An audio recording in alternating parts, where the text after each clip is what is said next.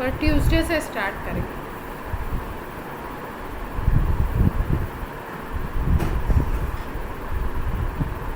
Tuesday में अपन P block नहीं करेंगे, ठीक है।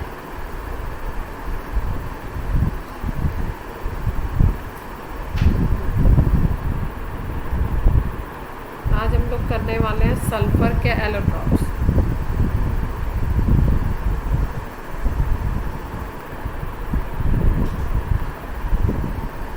कई तरीके के एलोट्रॉप्स होते हैं सल्फर के। अगर हम बात करें, कुछ ऐसे होते हैं जिनके क्रिस्टलाइन स्ट्रक्चर होते हैं और कुछ ऐसे होते हैं जो एमॉर्फस होते हैं। क्रिस्टलाइन और एमॉर्फस में डिफरेंस सबको मालूम है। अनुकृति, अनुकृति, क्रिस्टलाइन एमॉर्फस में डिफरेंस बता दो जल्दी से। किसी भी सब्सटेंस के क्रिस्टलाइन फॉर्म और एमॉर्फस फॉर्म का क्या मतलब है?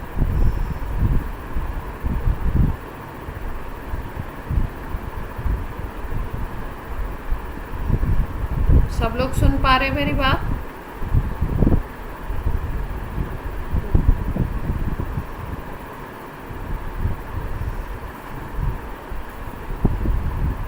आयुष आप बताइए।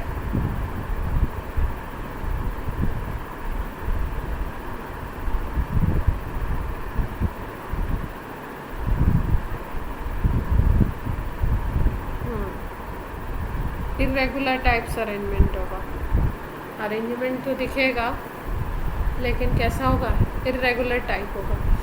तो सल्फर के क्रिस्टलाइन एलोट्रॉप्स भी होते हैं और एमॉर्फस भी होते हैं। क्रिस्टलाइन में अगर हम बात करें तो दो तरीके के मेजर वे में देखने को मिलते हैं। एक तो रोम्बिक होता है और दूसरा होता है आपका मोनोक्लिनिक। रोम्बिक को हम लोग अल्फा सल्फर भी बोलते हैं, ऑक्टाहेड्रल ज्योमेट्री होती है ऑक्टाहेड्रल भी बोलते हैं, और मोनोक्लिनिक को प्रिज्मेटिक और बीटा सल्फर भी कहते हैं। एमॉर्फस में plastic, colloidal and milk of sulphur, ये तीन हैं। और भी होते हैं एलोट्रॉप बट मेजर वे में हम लोग इनको ही पढ़ते हैं। अगर हम लोग रोम्बिक और मोनोक्लिनिक की बात करें तो रोम्बिक और मोनोक्लिनिक का शेप देखिए कुछ इस तरीके का होता है। रोम्बिक सल्फर इस तरीके का क्रिस्टल होगा और मोनोक्लिनिक इस तरीके का क्रिस्टल होता है। नेडल लाइक क्रिस्टल होते हैं। इसमें ऑक्टाहेड्रल शेप होता है, इसमें नेडल लाइक क्रिस्टल प्रेजेंट होता है। इसके लिए एक टेम्परेचर होता है जिसको हम लोग बोलते हैं इन्वर्जन टेम्परेचर। इस पे क्या होगा?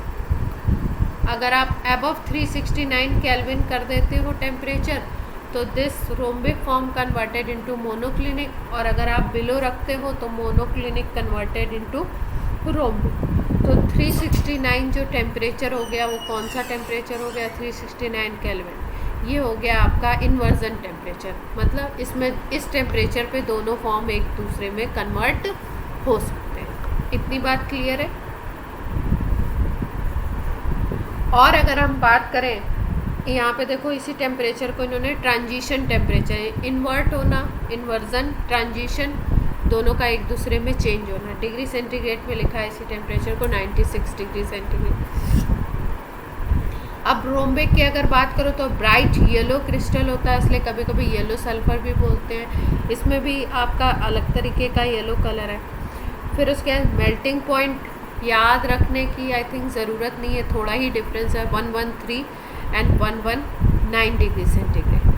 डेंसिटी भी नहीं याद रखनी है, बस ये वाला टेम्परेचर याद रखना है। स्ट्रक्चर कैसा होता है? ऑक्टाहेड्रल, इनका नेडल लाइक होता है। ये कुछ पॉइंट्स हमें रोम्बिक और मोनोक्लिनिक के बारे में याद रखना। ये तो वही चीज़ है सेम। और अगर हम बात करें रोम्बिक एंड मोनोक्लिनिक के बारे में तो और बात क्या कर सकते हैं?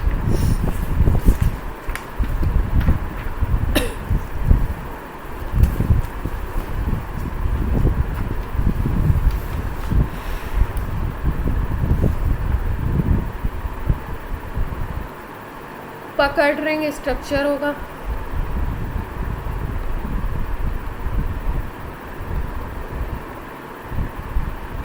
पकड़ रिंग स्ट्रक्चर कैसा बताया था आपको? इस तरीके का था।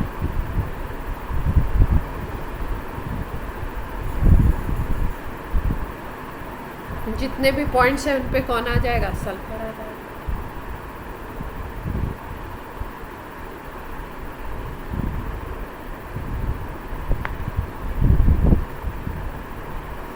इसमें रिंग्स इस तरीके की होती हैं, अगर हम बोले ऑर्थोरोम्बिक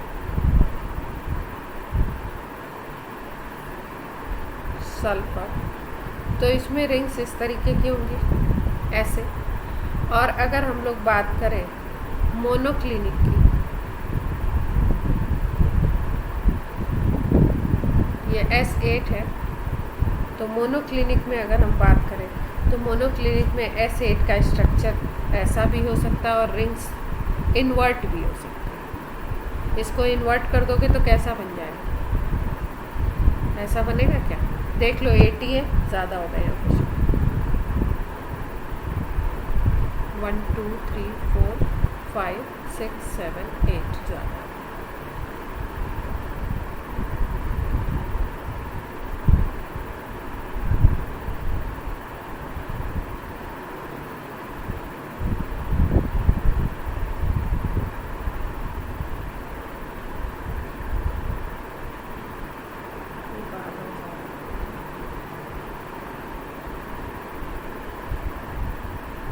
तो मतलब आपकी रिंग्स जो हैं वो इन्वर्ट फॉर्म में भी हो सकती हैं।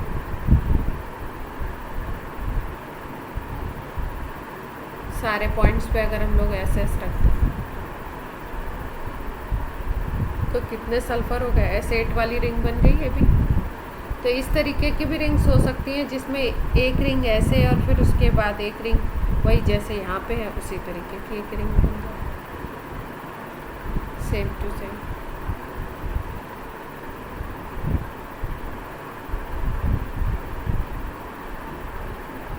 ये जो प्रेजेंट होता है जिसमें इन्वर्ट रिंग होती है, ये मोनोक्लिनिक में प्रेजेंट।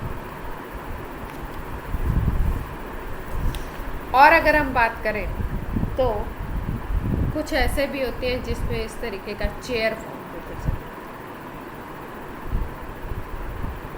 चेयर को अगर हम बनाएं तो ऐसे बना सकते हैं। यहाँ पर एक सल्फर है आपका, यहाँ पर एक सल्फर है, यहाँ पर एक सल्फर है। ये आपका S6 सल्फर अगर देखें तो कितने हो गए, 1 2 3 1 2 3 S6 मॉलिक्यूल हो गया। ये भी एक सल्फर। कुछ ऐसे होते हैं जिसमें N अटैच होते हैं, N एटम्स अटैच होते हैं। जैसे अगर हम बोले, और ये जो S6 वाला सल्फर है इसको हम लोग एप्सिलॉन सल्फर बोलते हैं,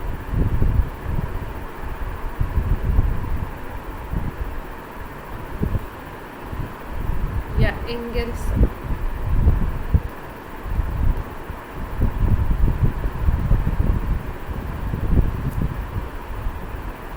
इसमें जो इन्फॉर्मेशन आपकी NCERT में गिवन होगी उससे क्वेश्चन बन सकता है। प्लास्टिक सल्फर की अगर हम बात करें तो प्लास्टिक सल्फर आपका सुपर कूल्ड लिक्विड बोला जाता है।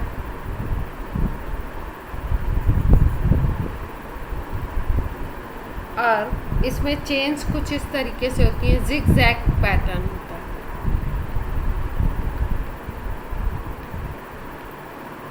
जिगजैग पैटर्न कैसे दिख सकता है आपका, सल्फर किसी भी अरेंजमेंट में किसी भी तरीके से अरेंज, सिंगल बॉन्ड बनाएंगे, कुछ सर्कुलर नहीं बना देंगे, जैसे यहाँ पे मैंने सर्कल बना दिया था। सिंगल बॉन्ड से अटैच होंगे सारे सल्फर, जितने भी पॉइंट हो वहाँ पे अगर आप सल्फर अटैच कर दो तो वो क्या हो जाएगा आपका, प्लास्टिक। अब ये सल्फर 2 बॉन्ड बना रहा है तो इसके पास Lp कितने होंगे, लोन पेयर कितने होंगे, जितने भी सल्फर है उनके पास बॉन्ड पेयर कितने हैं,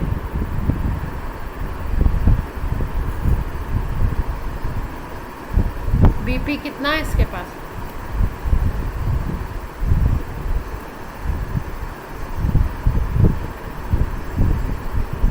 दो Bp है, और Lp कितना होगा, लोन पेयर कितने, एक सल्फर के पास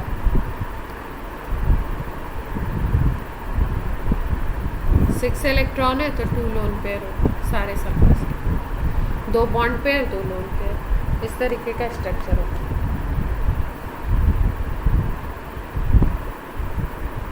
अब अगर हम लोग बात करें SO2 की, तो SO2 गैस की अगर हम बात करें तो इसकी सबसे स्पेशल प्रॉपर्टी सबसे पहले पढ़ लेते हैं। ये भी ब्लीचिंग एजेंट की तरह यूज होता है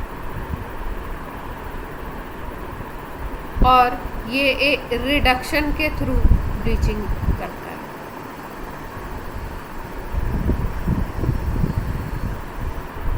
जैसे अगर हम बात करें Cl2 की, तो Cl2 जो ब्लीचिंग करता है वो करता है ऑक्सीडेशन के थ्रू।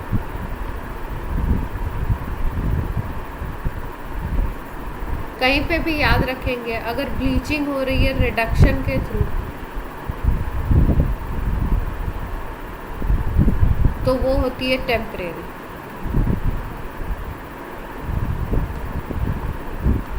और अगर ब्लीचिंग हो रही है आपकी ऑक्सीडेशन के थ्रू तो वो परमानेंट ब्लीचिंग। परमानेंट समझते, permanent bleaching and temporary bleaching.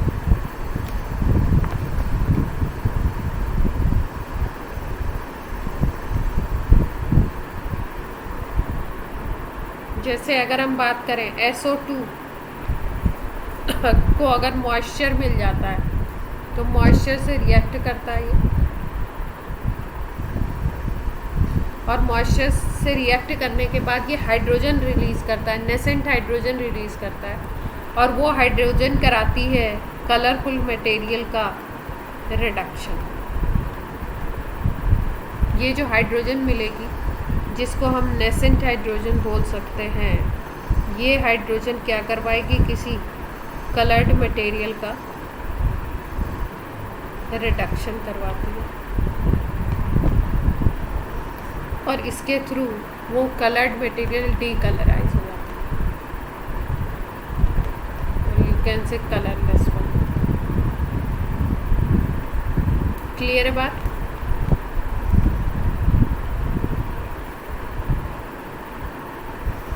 Sulphur dioxide sulphur trioxide में कन्वर्ट हो जाती है ऑक्सीजन की प्रेजेंस में। ये रिएक्शन हम पढ़ भी चुके हैं। कौन सा कैटेलिस्ट यूज़ किया था, लास्ट टर्न पे ही शायद पढ़ी थी।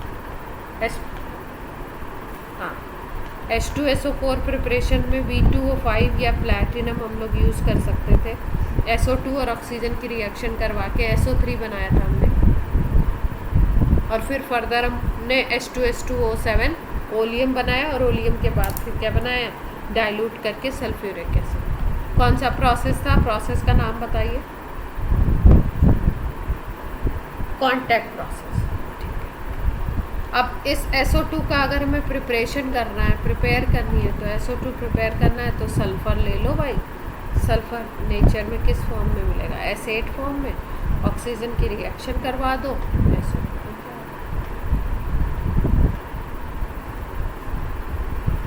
और भी तरीके से बना सकते हैं हम लोग को। अगर मान लो किसी पर्पस के लिए लैब में बनाना है हमें, तो लैब में बनाने के लिए हम लोग क्या करते हैं, सल्फाइड ले लीजिए कोई भी,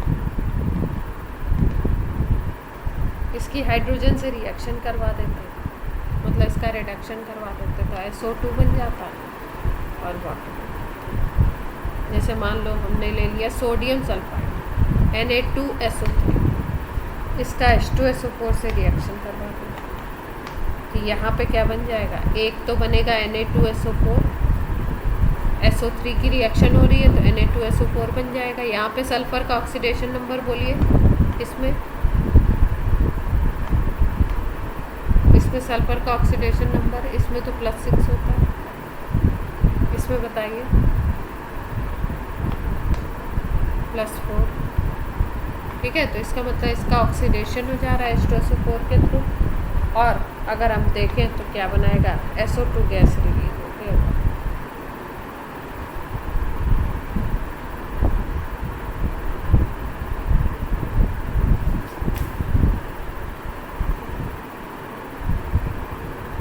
अगर रिएक्शंस की बात करें SO2 के, तो SO2 के रिएक्शंस में सबसे पहले ये नॉन सपोर्टर होता है कंबशन की। इसमें प्रॉपर्टीज़ होती है, ना तो ये आपका बर्न होगा ना ही हेल्प करेगा बर्निंग। सपोज आप कार्बन मटेरियल लेते हो, SO2 से रिएक्शन कराते हो तो CO2 बन जाएगा, सल्फर रिलीज हो जाएगा।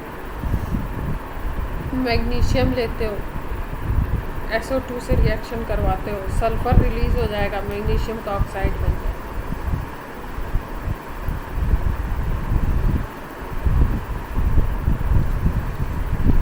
गुड रिड्यूसिंग एजेंट की तरह काम करती है सल्फर डाइऑक्साइड। तो खुद हो जाएगी ऑक्सीडाइज और दूसरे को क्या करेगी, रिड्यूस कर देगी। भाई रिड्यूसिंग एजेंट यही तो होता है, खुद उसको क्या होना होता है, ऑक्सीडाइज होना होता है, और दूसरे को क्या करना होता है, रिड्यूस करना होता है। तो किसको किसको किस में कन्वर्ट करेगी, प्रोडक्ट याद रखेंगे हम लोग बस। अगर आपको पूरा रिएक्शन नहीं भी याद है तो आपकी बात बन सकती है, प्रोडक्ट सीधे सीधे याद है। जैसे सपोज आपको क्लोरीन से रिएक्शन करवा रहे हो, आप वाटर और SO2 के प्रेजेंस में आप ये करवा रहे हो रिएक्शन, तो ये HCl बना लेगा और सल्फर डाइऑक्साइड कन्वर्ट हो जाएगी H2SO4। ऐसे ही अगर आप ले लेते हो KMnO4, पोटेशियम परमैंगनेट, ये पिंक वॉयलेट कलर का होता है, क्रिस्टल्स होते हैं इसके, सॉल्यूशन बनाओगे तो वॉयलेट कलर का सॉल्यूशन। इसकी भी रिएक्शन अगर आप H2O और SO2 से कराते हो तो KMnO4 को, क्योंकि यहाँ पे पोटेशियम का, मैग्नीशियम का अगर देखें ऑक्सीडेशन नंबर तो +7 होता है, ये कन्वर्ट कर देती है इसको MnSO4 में। यहाँ पे ऑक्सीडेशन नंबर चला जाता है +2 और फिर उसके बाद K2SO4 बनता है और H2SO4। अब इस रिएक्शन की स्पेशलिटी क्या है, पिंक वॉयलेट कलर जो KMnO4 का था ये कन्वर्टेड हो जाएगा, ये MnSO4 कलरलेस होता है। Mn+2 जो आयन होता है वो कैसा होता है, कलरलेस, तो सोल्यूशन कलरलेस होता है। ऐसे ही अगर आप K2Cr2O7 ले लो तो ये ऑरेंज कलर का पाउडर होता है।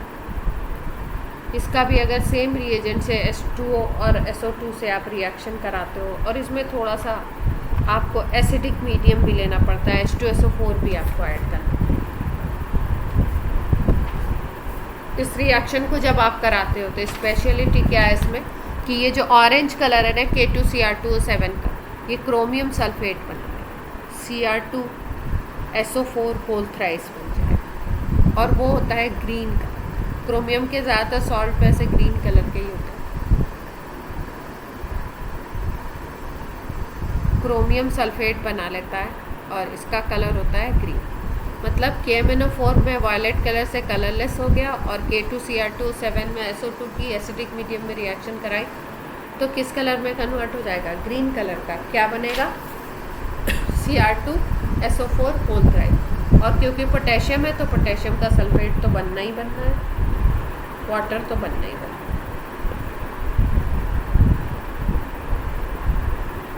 नेक्स्ट अगर हम बात करें Fe2SO4 होल थ्राइस अगर ले लेते हैं, इस कंपाउंड का क्या नाम है, SO2 क्योंकि रिड्यूसिंग एजेंट की तरह काम करती है तो रिडक्शन करवाएगी। यहाँ पे अगर हम देखें तो ये फेरिक सल्फेट है, और फेरिक सल्फेट को किस में कन्वर्ट करेगा, रिडक्शन करना है तो ऑक्सीडेशन नंबर को कम होना है ना, तो फेरिक सल्फेट को ये कन्वर्ट कर देगी फेरस में, FeSO, क्योंकि रिड्यूसिंग एजेंट है तो रिडक्शन करवा देगी। +3 से +2 ऑक्सीडेशन नंबर वाला सल्फेट बना। अगर हम लोग KiO3 लेते हैं, अब यहाँ पे अगर हम देखें तो I का ऑक्सीडेशन नंबर यहाँ पे कितना है, KiO3 में I का ऑक्सीडेशन नंबर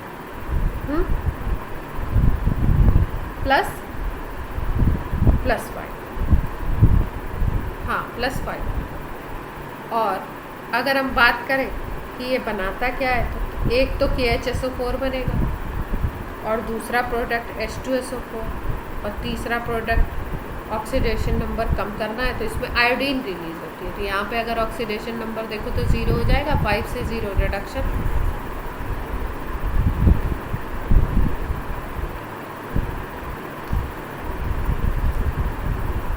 इसका नाम क्या होगा? KiO3 का नाम बताइए।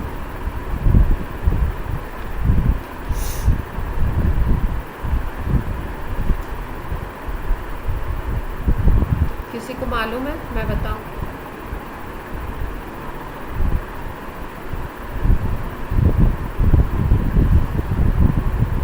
नहीं मालूम है किसी को? KiO3 का नाम देखो, हम लोग 10th में रिएक्शन पढ़ते थे या अभी भी पढ़ी थी, ऑक्सीजन बनाने के लिए KClO3 को गर्म करते हैं तो KCl और ऑक्सीजन बन जाता है, डिकम्पोजिशन रिएक्शन पढ़ा है ना 10th में भी।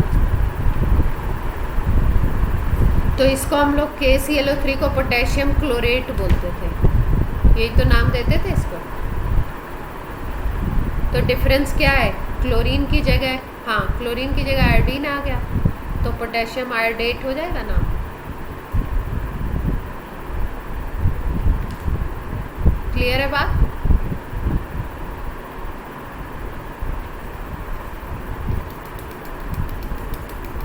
अब अगर ब्रोमीन आ जाता तो पोटेशियम ब्रोमेट बोलना पड़ता, क्योंकि यहाँ पे IO3 आ गया, BrO3 आ गया जैसे ClO3 का उसके।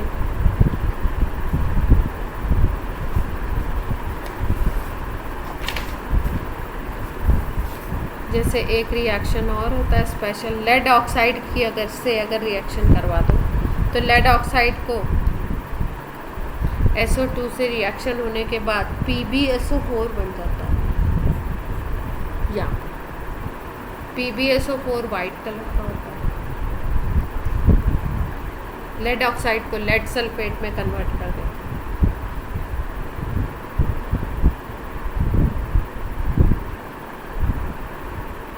अच्छा, टेम्परेरी और परमानेंट में आपने अंतर नहीं बताया, डिफरेंस नहीं बताया।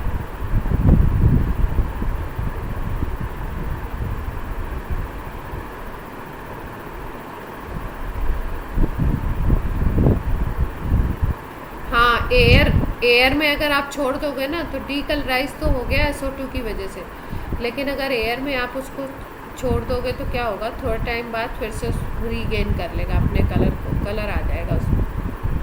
और परमानेंट जो होता है उसमें क्या होगा, एक बार डीकलराइज हो गया तो फिर उसके बाद उसको आप एयर में एक्सपोज करोगे तो वो फिर से अपने कलर को रीगेन नहीं करेगा, या तो कोई प्रोसेस करो। तीसरी चीज़, रिड्यूसिंग प्रॉपर्टी तो होती है, माइल्ड ऑक्सीडाइजिंग एजेंट की तरह भी काम करता है। ऑक्सीडेशन भी करा सकता है, लेकिन इसके सामने क्या होना चाहिए, कोई ऐसा सब्सटेंस नहीं होना चाहिए जो इससे भी अच्छा ऑक्सीडाइजिंग एजेंट है। अगर कोई और ऑक्सीडाइजिंग एजेंट प्रेजेंट है तो उसका नहीं करा सकता ये, लेकिन वीक सब्सटेंसेस का ऑक्सीडेशन भी करा सकता है। जैसे अगर हम बोले हमारे पास H2SO, हाइड्रोजन सल्फाइड गैस, अगर तो इसकी अगर बात करें तो ये SO2 से रिएक्शन करने के बाद सल्फ़र बना लेता है। यहाँ पे सल्फ़र की ऑक्सीडेशन नंबर है -2 और यहाँ पे सल्फ़र की ऑक्सीडेशन नंबर हो जाती है 0। तो ये SO2 कन्वर्ट करती है किस में, H2S को सल्फ़र में, और इसीलिए हम लोग ऐसा बोलते हैं कि ये जो आपका है ये आपका रिडक्शन ऑक्सीडेशन का भाई -2 से 0 पे चले गए, मतलब ऑक्सीडेशन करवा दिया, ऑक्सीडाइजिंग एजेंट की तरह काम कर। जैसे अगर हमारे पास कार्बन मोनोऑक्साइड हो तो कार्बन मोनोऑक्साइड से SO2 रिएक्ट करके कार्बन डाइऑक्साइड बना देता है, सल्फर रिलीज करता है। SnCl2 अगर हमारे पास है, या Hg2Cl2, Hg2Cl2 का नाम क्या होगा?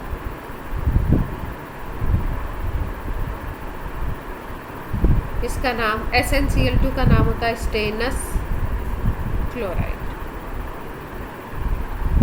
Hg2Cl2 का नाम बता दीजिए।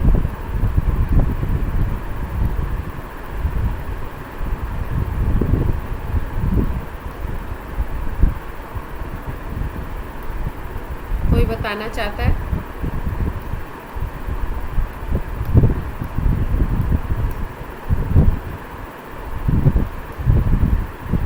Hg2Cl2 का नेम,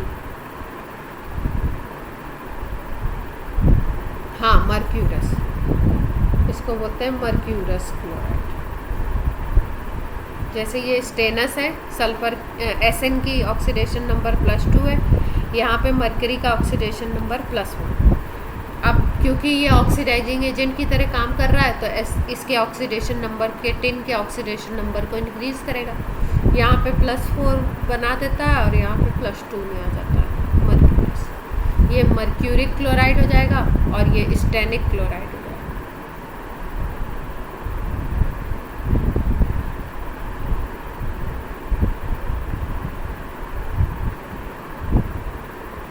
क्लियर है बात?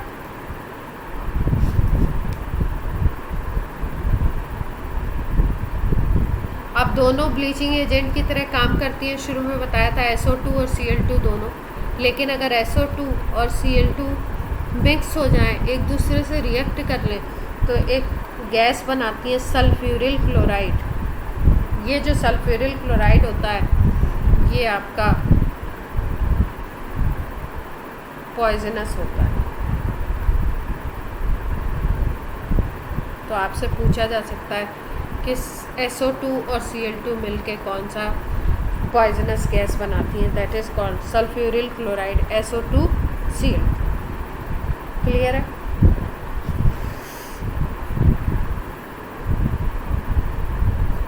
PCl5 से अगर रिएक्शन करा दोगे SO2 का तो ये एक स्पेशल कंपाउंड SOCl2 बनाएगा। अभी हमने इसके पहले जस्ट पहले पढ़ा SO2Cl2 सल्फ्यूरिल, और ये होता है SOCl। ये जो SOCl2 होता है ये आपका ऑर्गेनिक रिएक्शंस में काम आता है। इसको बोलते हैं थायोनिल क्लोराइड।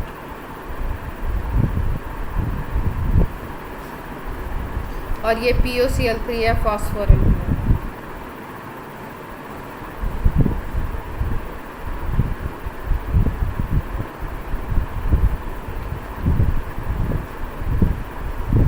SO2 की बात हो गई और हम लोग सल्फ्यूरिक एसिड के बारे में पूरा डिटेल हम लोग कर चुके हैं। सल्फ्यूरिक एसिड में सबसे ज़्यादा जो इम्पोर्टेंट है वो आपका इम्पोर्टेंट है जितने भी उसके ऑक्सी एसिड्स हैं सल्फर के, सारे ऑक्सी एसिड्स के स्ट्रक्चर।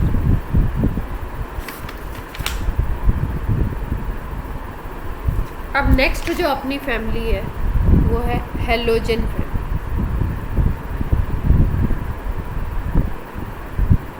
हेलोजन फैमिली 17 ग्रुप बोला जाता है। सॉल्ट फॉर्मिंग फैमिली होती है। आर्ची आप कुछ कह रहे हो? हाँ, पी ब्लॉक ख़त्म कर रहे हैं?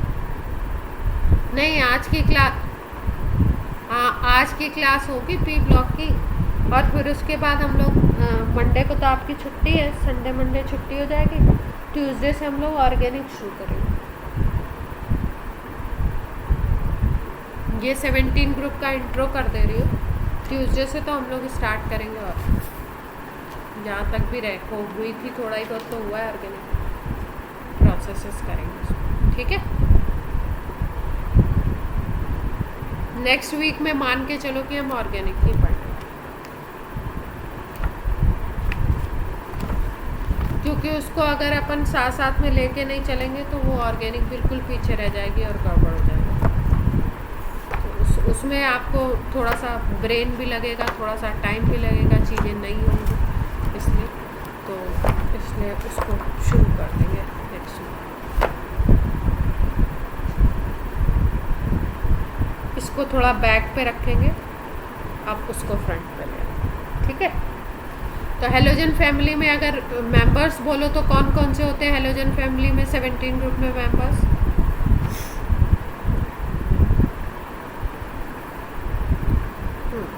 फ्लोरीन हो गया, क्लोरीन हो गया, ब्रोमीन हो गया, एस्टेटाइन हो गया, ठीक है। ये रेडियो एक्टिव होता है लास्ट में।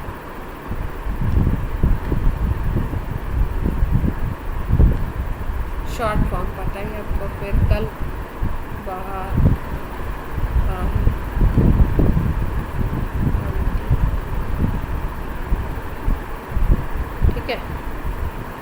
अब किसी भी फैमिली का जो फर्स्ट मेंबर होता है आपको पता है वो कुछ डिफरेंट बिहेवियर शो करता है, और डिफरेंट बिहेवियर उसका डिफरेंट बिहेवियर या एनॉमलस प्रॉपर्टीज़ होती क्यों है, क्या क्या रीज़न होते हैं उसमें। एक तो पहला मेंबर स्मॉल साइज़ हो गया, फ्लोरीन का स्मॉल साइज़ है इसलिए ये बाकी से कुछ डिफरेंट प्रॉपर्टीज़ शो कर सकता है। दूसरा डी ऑर्बिटल एब्सेंट होगा।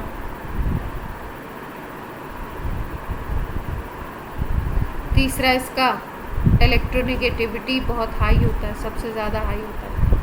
अगर हम पीरियोडिक टेबल में बोलें तो EN हाईएस्ट किसका है, इलेक्ट्रोनेगेटिविटी हाईएस्ट होती है इसकी, क्लोरीन। इतनी बात क्लियर है।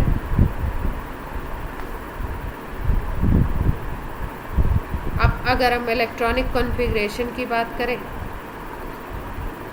तो इलेक्ट्रॉनिक कॉन्फ़िगरेशन इनका आउटर शेल का होता है आपका NS2 NP5।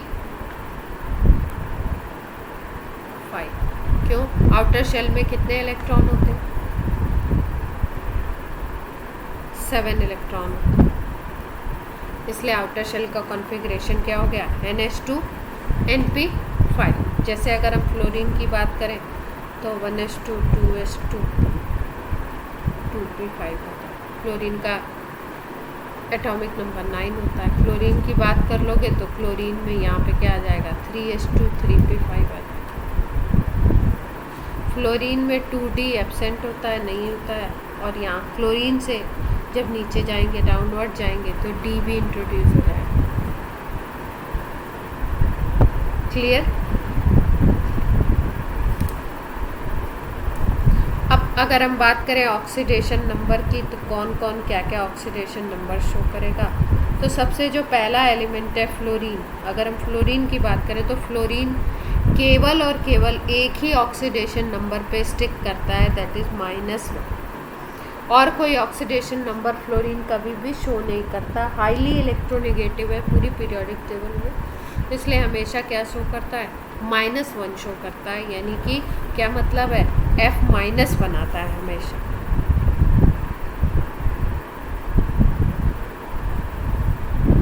एक इस तरीके की -1, या अगर कहीं पे F2 के फॉर्म में प्रेजेंट है तो क्या हो जाएगी इसकी, वहाँ पे 0 हो जाएगी।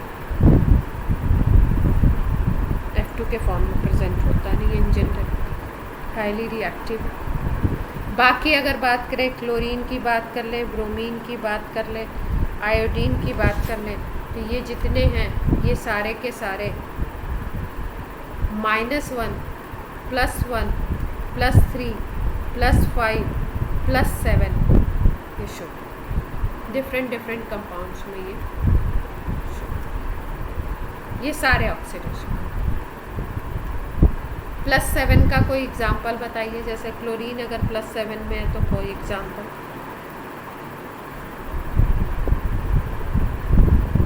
मालूम है किसी को?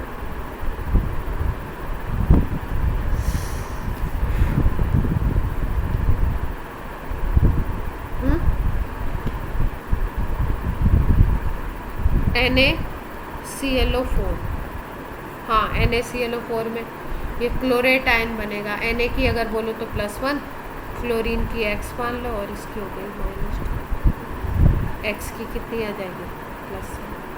ठीक है, सोडियम पर क्लोरेट बोल सकते हैं, और ये भी बोल सकते हैं HClO4 पर क्लोरिक एसिड, इसमें भी +7। अगर इसका स्ट्रक्चर देखो HClO4 का तो कैसे बना,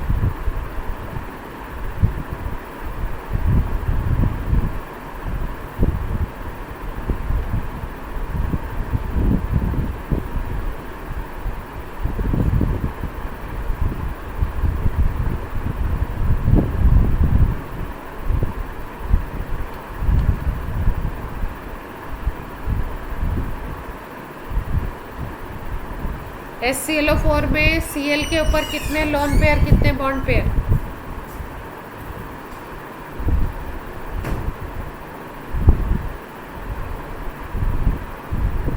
Cl सेंट्रल एटम है, उसके ऊपर कितने लोन पेयर कितने बॉन्ड पेयर?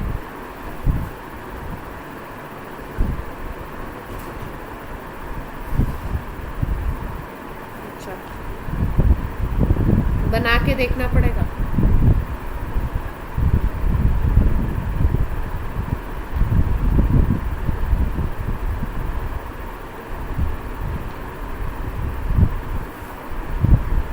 सही है, देखो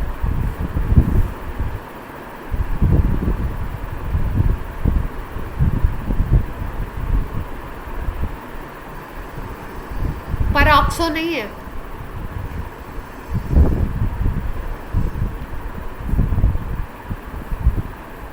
परऑक्साइड बॉन्ड होगा ना, तो परऑक्सो वर्ड यूज होगा नेम में। परऑक्सो का मतलब होता है परऑक्साइड बॉन्ड होना चाहिए स्ट्रक्चर। ये स्ट्रक्चर सही है गलत है? HClO4। ठीक है, तो क्लोरीन, अपने क्लोरीन के पास 7 तो इलेक्ट्रॉन होते हैं आउटर शेल में, आपको पता है 287, 17 एटॉमिक नंबर होता है क्लोरीन का। तो 7 इलेक्ट्रॉन होते हैं, 7 से इसने क्या कर डाला 2 2 2 2 और 1, सारे बॉन्डिंग में पार्टिसिपेट करवा दिए इसने। तो अब क्या होगा, इसके पास Lp बचेगा क्या? C, सेंट्रल एटम Cl है, Cl के पास अगर बोलो तो Lp कितने होंगे? 0 होंगे लोन पेयर। और Bp कितने हो जाएंगे? बॉन्ड पेयर कितने हो जाएंगे?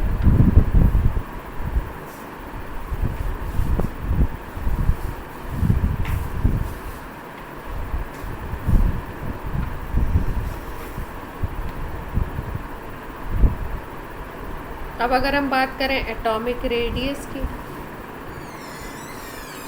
तो एटॉमिक रेडियस क्या होगी? अगर बात करो 15 ग्रुप के कंपैरिजन में, तो इनकी रेडियस क्या होगी? बड़ी होगी छोटी होगी?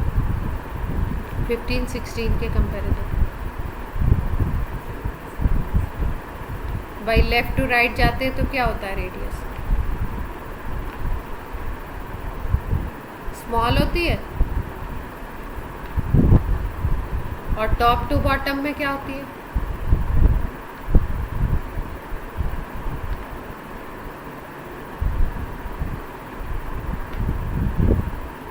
तो इसका मतलब इनका 15-16 के कंपैरिजन में रेडियस क्या होगा?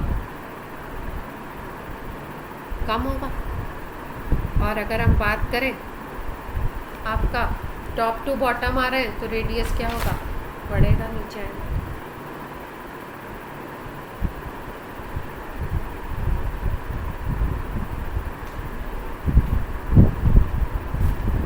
इसमें कोई एक्सेप्शन नहीं है।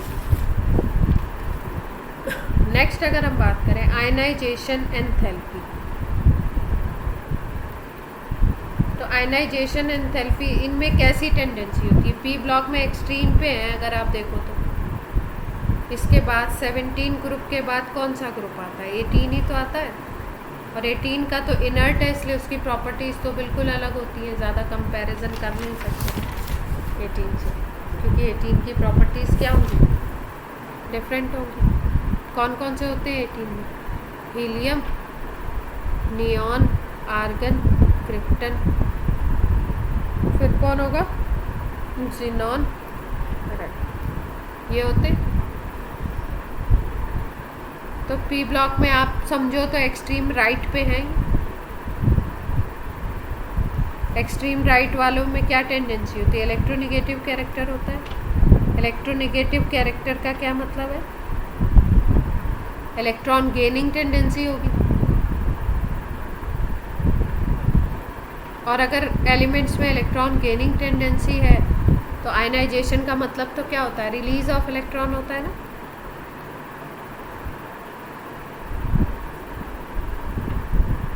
तो आयनाइजेशन से अपोजिट है, तो आयनाइजेशन एनर्जी हाई होनी चाहिए, लो होनी चाहिए?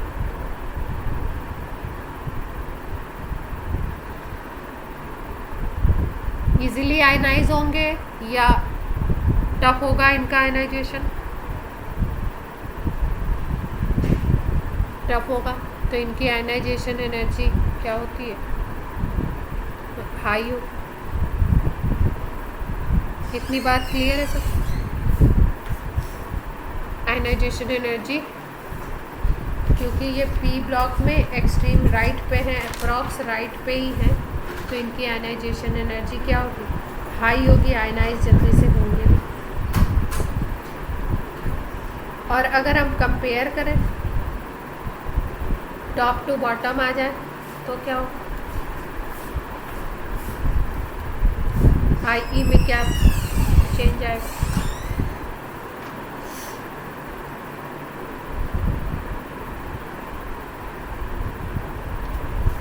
आयनाइजेशन एनर्जी इंक्रीज होनी चाहिए। फ्लोरीन, क्लोरीन, ब्रोमीन, आयोडीन नीचे की तरफ जा रहे हैं तो रेडियस बढ़ता जा रहा है, आर इंक्रीज कर रहा है, इलेक्ट्रॉन डिस्टेंस पे होता जाएगा। तो अगर टॉप टू बॉटम आएंगे तो जनरल ट्रेंड फॉलो होगा, आई क्या होगा? डिक्रीज होगा। क्लियर है सबको ये बात? हाँ,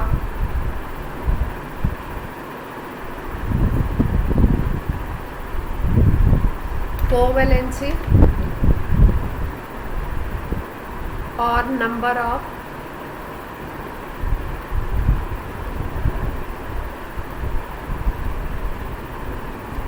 बॉन्ड पेयर, ये बोल रहे हो ना? हाँ, इसको क्या कह रहे हो? ये सेम होगी, क्या होगी, क्या बोल रहे हो? अच्छा, ये टर्म सेम होते हैं क्या, ये पूछ रहे हो? देखो, कोवैलेंसी आपकी, जैसे यहाँ पे अगर हम बात करें Cl2 की बात करें, तो कोवैलेंसी Cl की कितनी होती है? 1 होती है। एक ही बॉन्ड बना रहा है, शेयरिंग कर, ठीक है।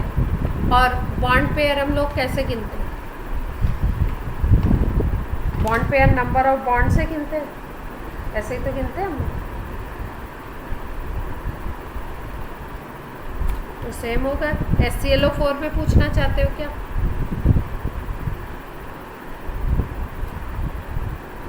HClO4 में कोवैलेंसी पूछना चाहते हो?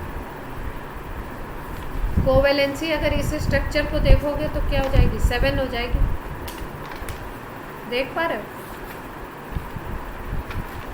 7 हो जाएगी, लेकिन बेसिकली ये क्या है? कोऑर्डिनेट बॉन्ड है ना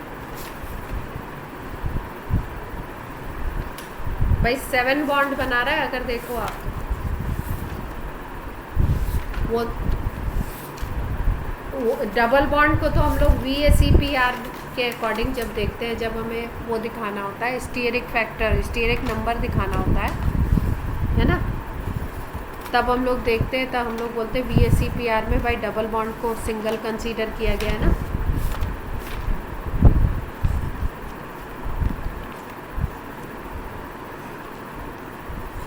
एक ही बॉन्ड काउंट करेंगे, एक ही बॉन्ड काउंट करेंगे। क्यों? क्योंकि ये कौन सा बॉन्ड है? बेसिकली ये ऐसा बॉन्ड तो है नहीं, बेसिकली तो ये तो कोऑर्डिनेट बॉन्ड है ना। ये आपको देखने में दो दिख रहे हैं, ये 2 बॉन्ड दिख रहे हैं, लेकिन दे कौन रहा है? केवल Cl ही तो दे रहा है, तो बन रहा है सिंगल बॉन्ड, तो कोवैलेंसी तो 1 ही आएगी। एक बॉन्ड मतलब एक डबल बॉन्ड के लिए यहाँ पे 1। तो अगर उस तरीके से देखो तो कोवैलेंसी आपको कितनी हो जाएगी? 1 2 3 4 क्लोरीन।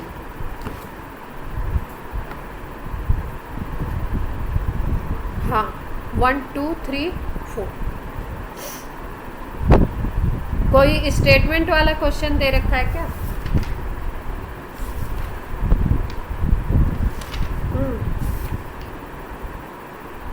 यस।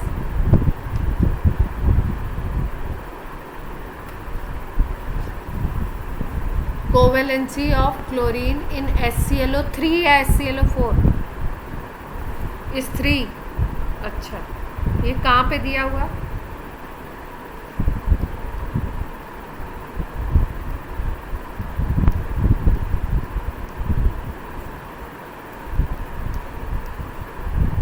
अच्छा,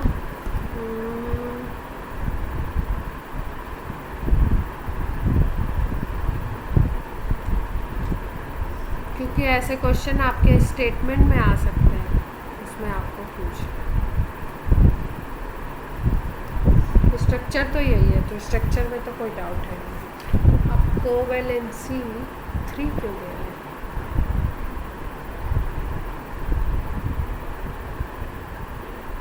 वन टू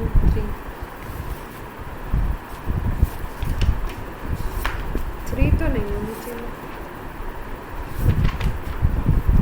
कहाँ दे रहे हैं आपके? गूगल बाबा बता रहे हैं क्या?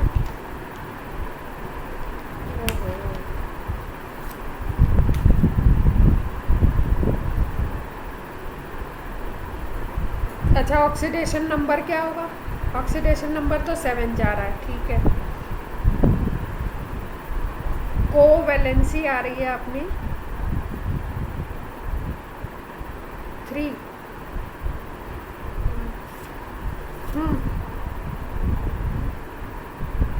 वो तो ऑक्सीडेशन नंबर है।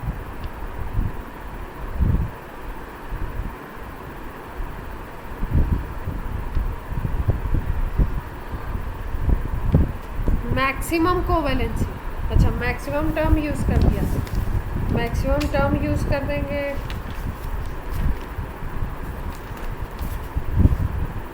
मैक्सिमम टर्म में तो आपको कॉन्सेप्ट ही चेंज हो जाता है पूरा। आपको लेने पड़ते हैं इलेक्ट्रॉन पूरे, मतलब सारे बॉन्ड्स को कंसीडर करना पड़ता है।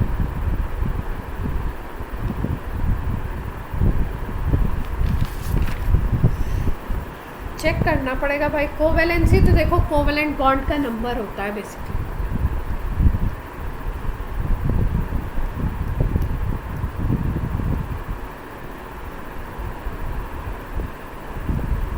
ठीक है, कोवेलेंट बॉन्ड का नंबर होता है। अब ये जो बॉन्ड यहाँ पे डबल बॉन्ड दिख रहा है अपने को, ये बेसिकली तो वो बॉन्ड है ना जो ये है बेसिकली ये, क्योंकि क्लोरीन के तो यहीं से पूरे हो जाएंगे, यही है ना बेसिकली। तो बॉन्ड तो अगर देखे वैसे तो बॉन्ड तो आपका एक ही बन रहा है। चलो मैं चेक करती हूँ। 2 तरीके के आंसर तुम लोगों ने बता दिए, तो इसको चेक करते हैं। आयुष कह रहे हैं 3 आयुष के अकॉर्डिंग, और आर्ची ने क्या बोला? मैक्सिमम कोवेलेंसी टर्म यूज़ किया, तो वो 7 आ रहा है। हाँ आर्ची, चलो इसको चेक करते हैं।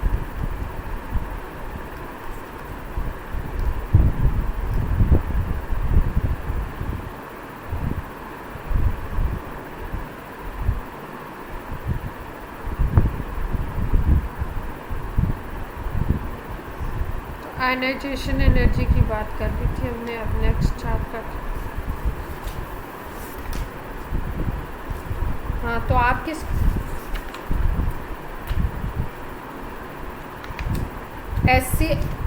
क्लोरीन की नहीं बता रही है वो, HClO4 में ही बता रही है वो।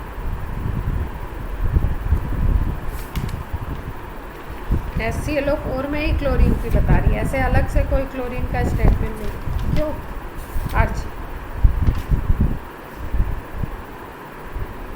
इन HClO4 ही है ना।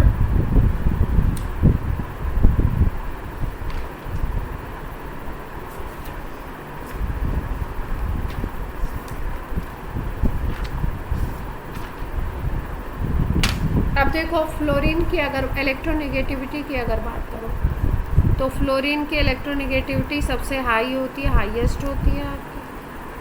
और डाउन द ग्रुप क्या होगा इलेक्ट्रोनेगेटिविटी? टॉप टू बॉटम क्या होगा? EN डिक्रीज करेगा। क्यों डिक्रीज करता है? रेडियस इंक्रीज करती है, न्यूक्लियस का फोर्स ऑफ अट्रैक्शन डिक्रीज करता है।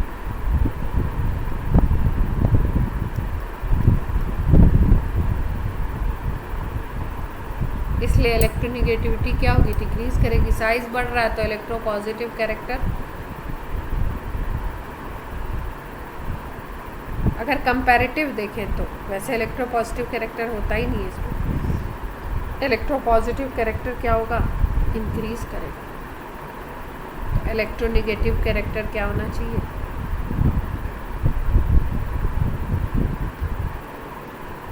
डिक्रीज करना चाहिए। क्लियर है बात?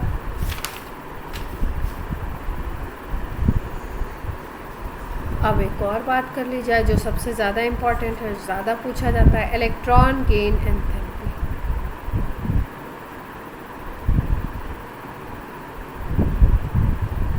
ये क्या है भाई? इलेक्ट्रॉन गेन एंथैल्पी की अगर बात करें तो कोई भी एलिमेंट है, अगर आप उसको इलेक्ट्रॉन देते हो तो वो A माइनस बनाएगा, और इलेक्ट्रॉन आप देते हो तो ये क्या करता है, एनर्जी रिलीज़ करता है।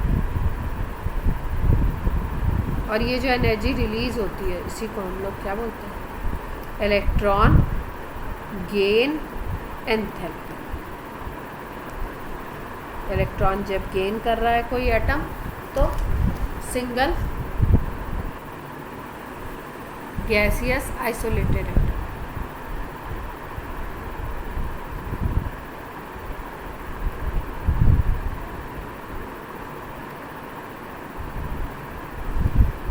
अब इलेक्ट्रॉन गेन एंथैल्पी की अगर बात करें तो पूरे पीरियोडिक टेबल में इलेक्ट्रॉन गेन एंथैल्पी सबसे ज़्यादा होती है किसकी, क्लोरीन। ठीक है, क्लोरीन की इलेक्ट्रॉन गेन एंथैल्पी सबसे ज़्यादा होती है। और टॉप टू बॉटम अगर आएंगे हम लोग तो इलेक्ट्रॉन गेन एंथैल्पी का वैल्यू क्या होगा, इंक्रीज़ करेगा, डिक्रीज़ करेगा।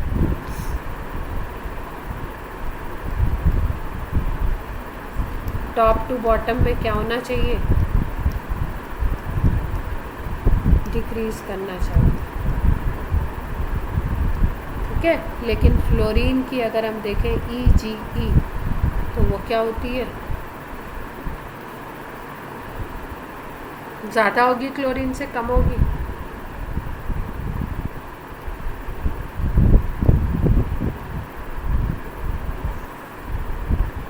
अगर वैल्यूज़ को हम लोग देखें फ्लोरीन और क्लोरीन की, तो फ्लोरीन और क्लोरीन की वैल्यूज़ में डिफरेंस देखते हैं हम लोग। फ्लोरीन के लिए -333 है और क्लोरीन के लिए है -349।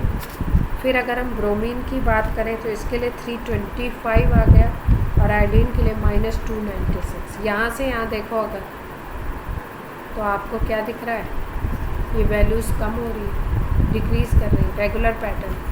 लेकिन यहाँ पे अगर देखो तो क्या है, इंक्रीज। ये माइनस साइन क्या शो करता है,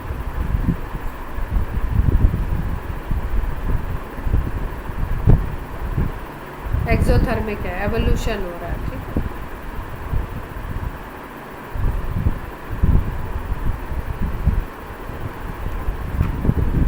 इसमें और इसमें अगर हम देखें तो क्या है, यहाँ पे क्या हो रहा है, इंक्रीज, और बाकी रेगुलर ट्रेंड चलता है कैसा।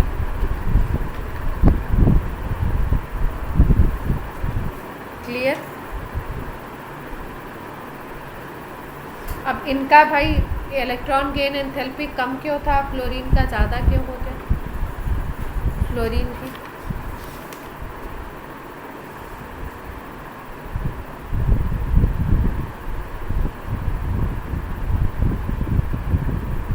फ्लोरीन का साइज़ बहुत छोटा होता है ना, तो रिपल्शन इस पे आता है, इलेक्ट्रॉन रिपल्शन काम करता है ज़्यादा। छोटे साइज़ में मान लो आपके पास इतना बड़ा सा घर है, ठीक है, आपके पास मान लो 8-9 रूम्स हैं आपके, और आपके घर में कोई आता है, आपके 4 रूम्स आपके यूज़ में है, बाकी सब स्पेयर पड़े हुए हैं, तो आप क्या करोगे, आपको उसको एकोमोडेट करना आसान होगा। लेकिन अगर मान लो आपके पास 2 रूम्स हो, है ना, और आपके पास रहने वाले लोग भी हो काफ़ी फैमिली में, और आपके पास फिर कोई आता है तो उसको एकोमोडेट करना थोड़ा टफ हो जाता है ना, रिपल्शन होता है, जगह पहले नहीं है और उसमें और कोई आने वाला है, तो वो रिपल्शन फैमिली मेम्बर शो करते हैं। वैसे ही फ्लोरीन में स्मॉल साइज़ तो ऑलरेडी है, और उसमें इलेक्ट्रॉन छोटे उसमें हैं, पोजीशन में छोटे एरिया पे हैं, और अगर उसमें और ऐड करना चाहेंगे तो क्या होगा, रिपल्शन। क्लियर? क्यों कम है?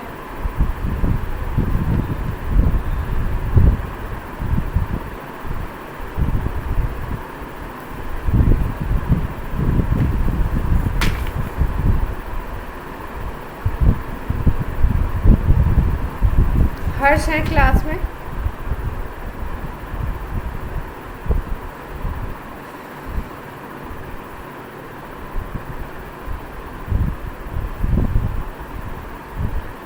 हर्ष क्लास में है क्या?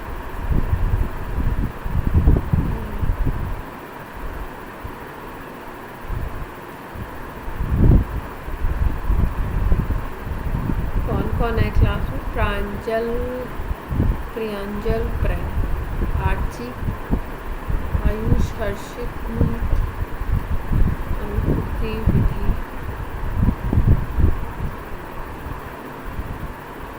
विकास और अभिनय नहीं है।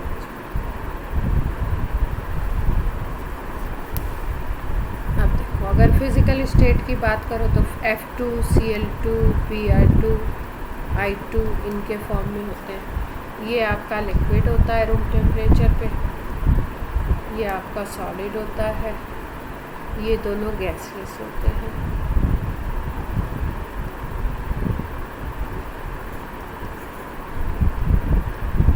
डायटॉमिक मॉलिक्यूल्स बनाते हैं।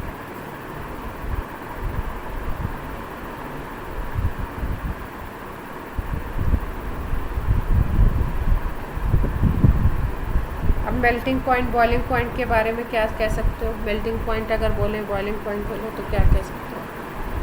Top to bottom.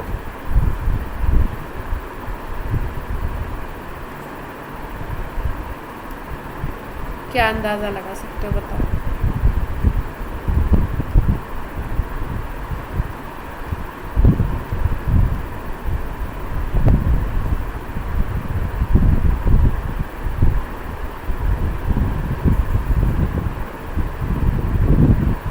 अच्छा, क्यों?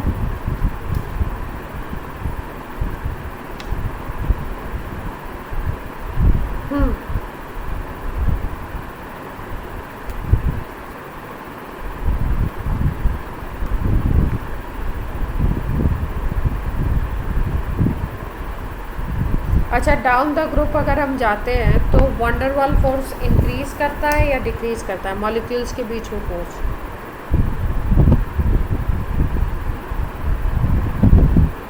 वंडरवॉल फोर्स इंक्रीज करेगा।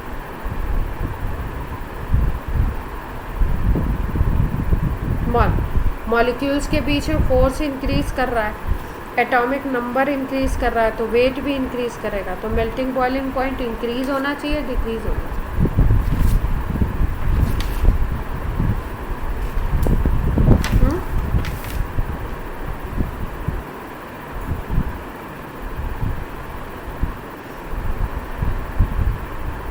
क्यों? अगर F2 है केवल मॉलिक्यूल्स तो F2 के बीच में नहीं काम करेगा।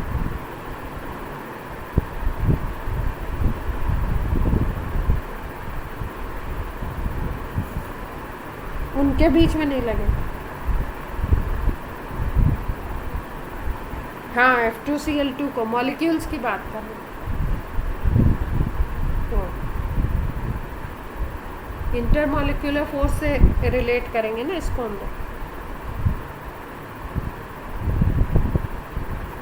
क्योंकि हम F साइज I का बड़ा होगा, ठीक है, I का साइज बढ़ेगा। और दूसरी चीज़ क्या है, हम मॉलिक्यूल्स जिस मॉलिक्यूल के फॉर्म में F2Cl2 I2 इनके फॉर्म में ही होते हैं, तो अगर इस फॉर्म की हम बात कर रहे हैं तो उसमें मेल्टिंग पॉइंट, बॉइलिंग पॉइंट क्या होना चाहिए? Top to bottom. Force of attraction बढ़ेगा मॉलिक्यूल्स, फोर्स ऑफ अट्रैक्शन अगर बात करें मॉलिक्यूल्स के बीच में, वंडरवॉल फोर्स, तो इंक्रीज होगा, डिक्रीज होगा?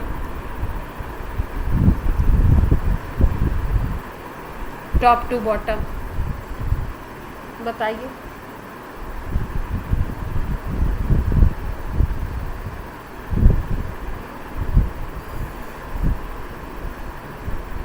इंक्रीज होंगे। तो अगर फोर्स मॉलिक्यूल्स के बीच में इंक्रीज हो रहा है तो क्या boiling point melting point increase नहीं करना चाहिए?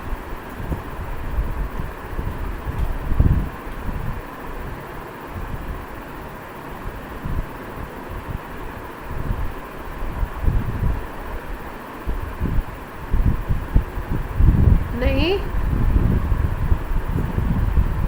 हाँ तो इसमें वंडर वॉल फोर्स F2 के बीच में लगेगा नहीं?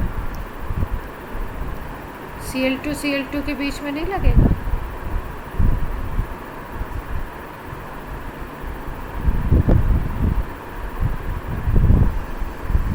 क्या देख रहे हैं?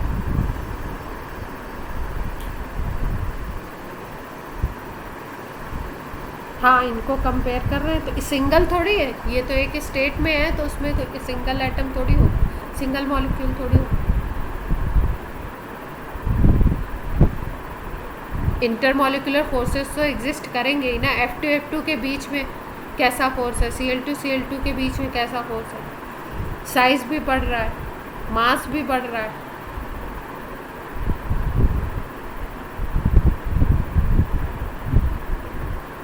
तो फोर्सेस बढ़ रहे हैं तो MPBP क्या होना चाहिए?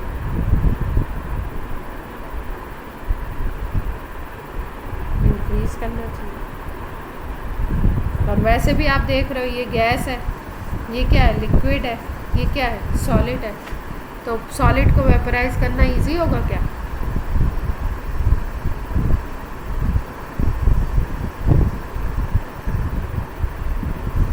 लिक्विड और गैस के कंपैरिजन में सॉलिड को वेपराइज करना तो टफ होगा ना। यस और नो?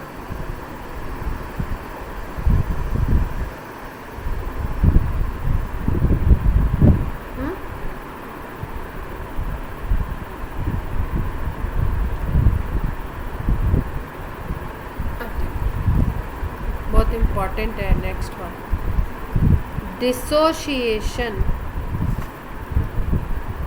एंथैल्पी की बात करें। किसको कंपेयर कर रहे हैं हम लोग डिसोशिएशन एंथैल्पी में? मॉलिक्यूल्स को। F2 है, Cl2 है, Br2 है, I2। ठीक है, ये इनकी डिसोशिएशन एंथैल्पी को हमको देखते हैं। किस में डिसोशिएट करने पे ज़्यादा आपको एंथैल्पी देनी पड़ेगी और किस में डिसोशिएट करने पे एंथैल्पी आपकी कम आएगी।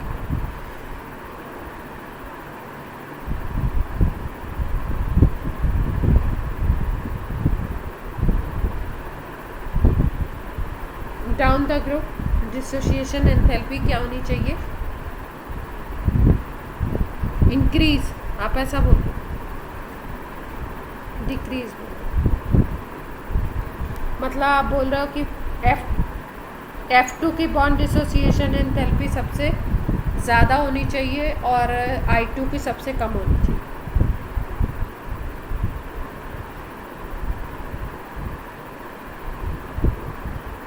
अच्छा चलो मैं ऑर्डर बता दे,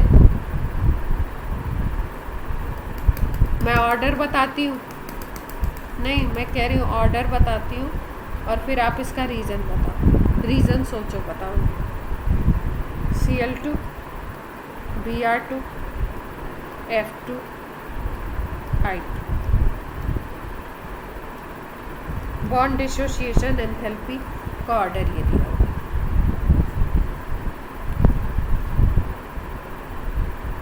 I2 की सबसे कम है, Cl2 की सबसे ज़्यादा है, Br2 की उससे कम, F2 की उससे भी कम।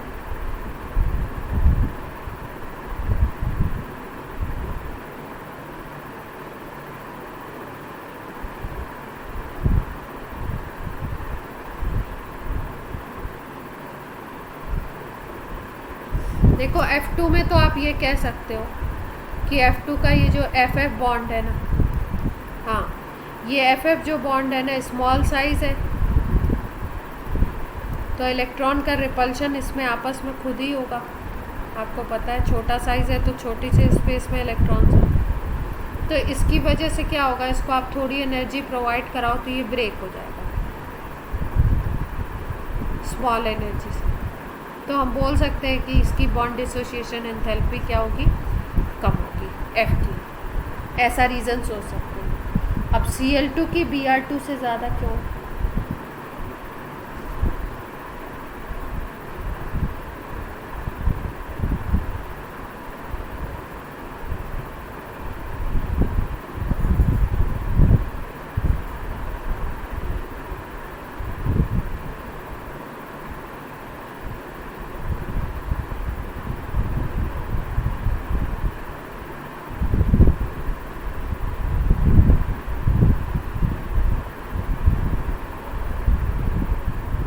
कोई बताना चाहता है?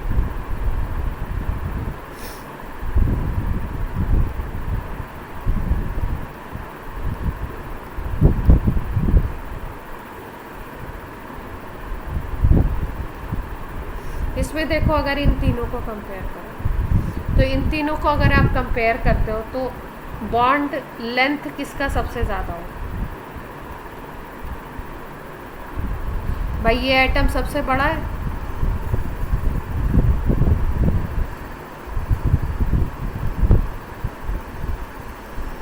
तो बॉन्ड लेंथ सबसे ज़्यादा इसकी होगी आई बॉन्ड की।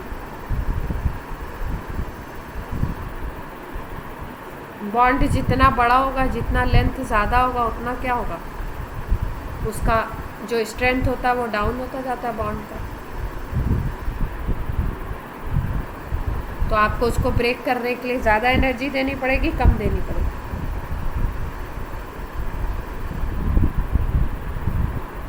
कम देनी पड़ेगी। तो अगर हम देखें Cl2 और Br2 और I2 को कंपेयर करें, इन तीनों को अगर कंपेयर करो आप, तो Cl2 का साइज़ इन Br और I के कंपैरिजन में कम है रेडियस।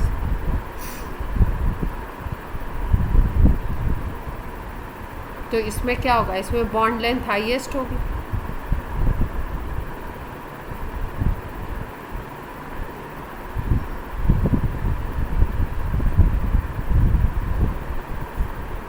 जिसमें बॉन्ड लेंथ ज़्यादा होगी उसमें बॉन्ड डिसोसिएशन एंथैल्पी अपने आप ऑटोमेटिकली कम हो जाएगी।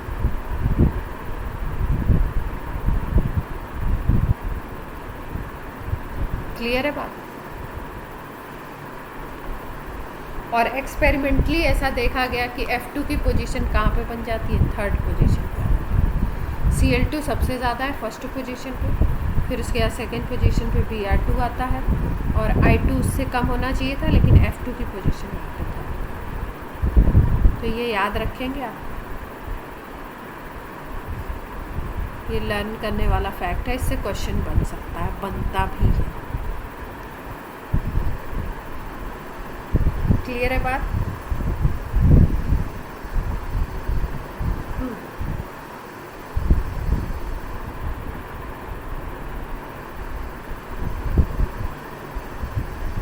बॉन्ड डिसोसिएशन एंथैल्पी इंक्रीज कर रही है।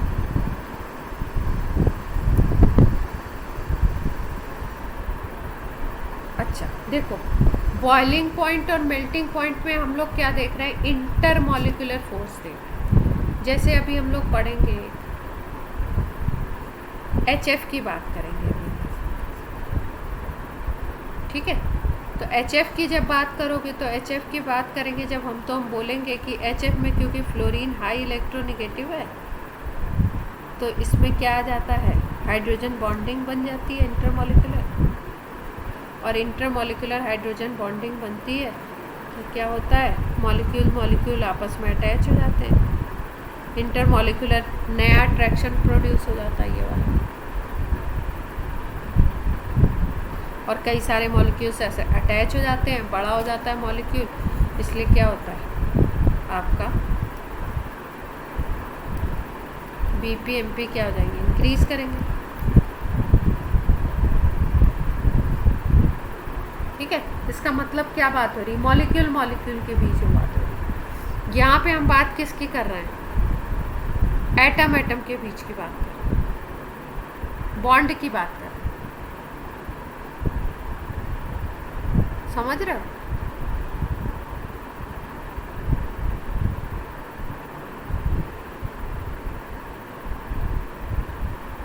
ये डिफरेंस है। वहाँ पे हम बात कर रहे हैं इंटरमॉलिक्यूलर फोर्स की, यहाँ पे हम बात कर रहे हैं इंटर एटॉमिक फोर्स की। भाई एफ की बात हो रही तो इंटर एटॉमिक फोर्स की बात हो रही है ना।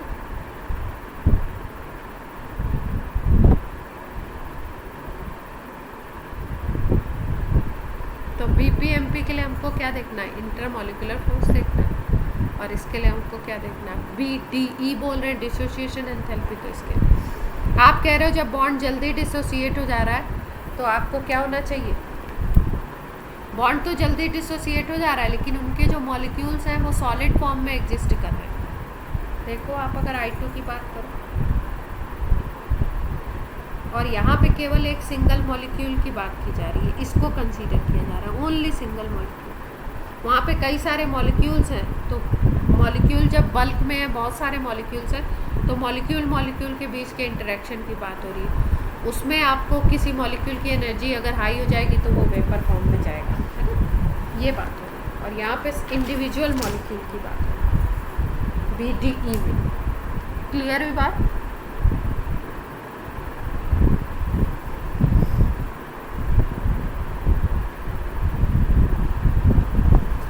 उसके बाद अगर हम बात करें तो एक और स्पेशल प्रॉपर्टी होती है, कलर की बात की जाती है। जैसे अगर हम बोले डी ब्लॉक के एलिमेंट या ट्रांजिशन एलिमेंट,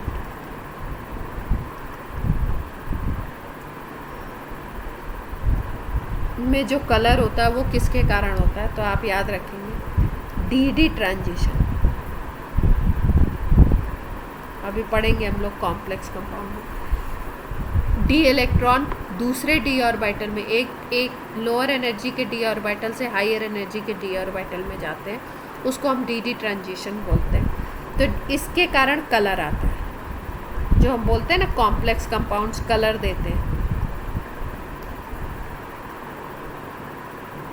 वो इसके कारण होता है।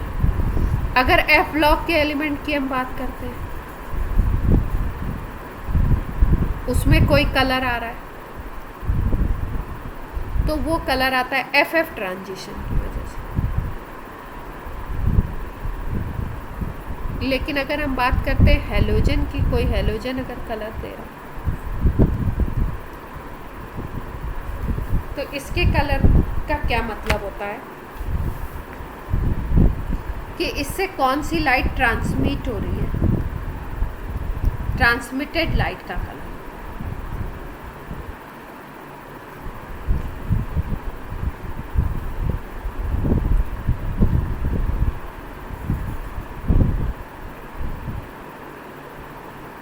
अब कलर आता क्यों है, देखो जैसे हैलोजेंस के जो मॉलिक्यूल्स होते हैं ना,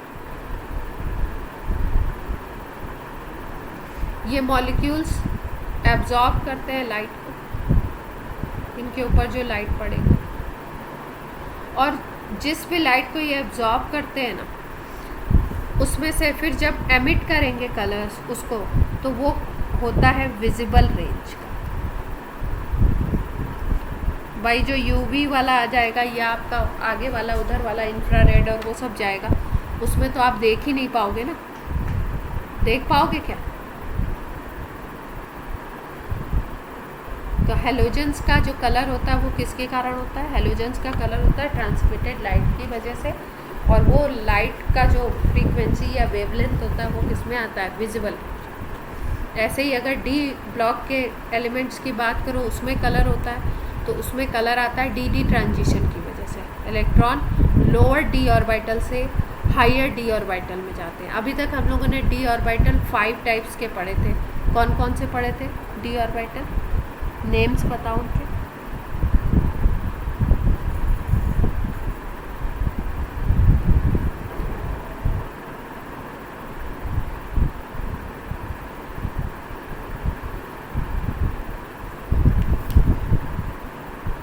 जल्दी जल्दी बताइए, ठीक है। और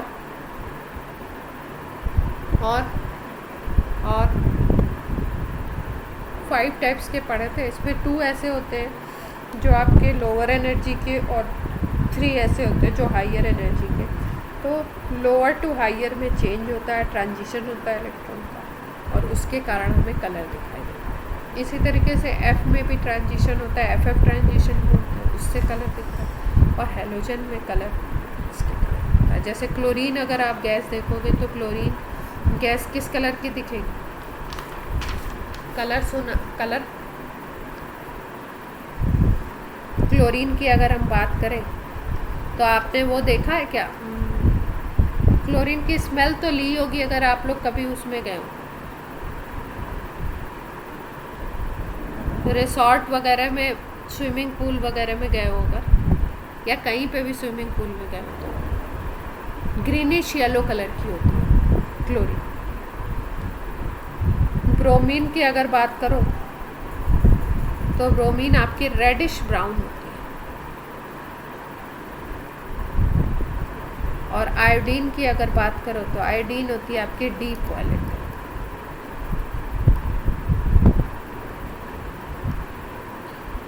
फ्लोरीन की अगर बात करें तो फ्लोरीन भी येलो कलर की होती है।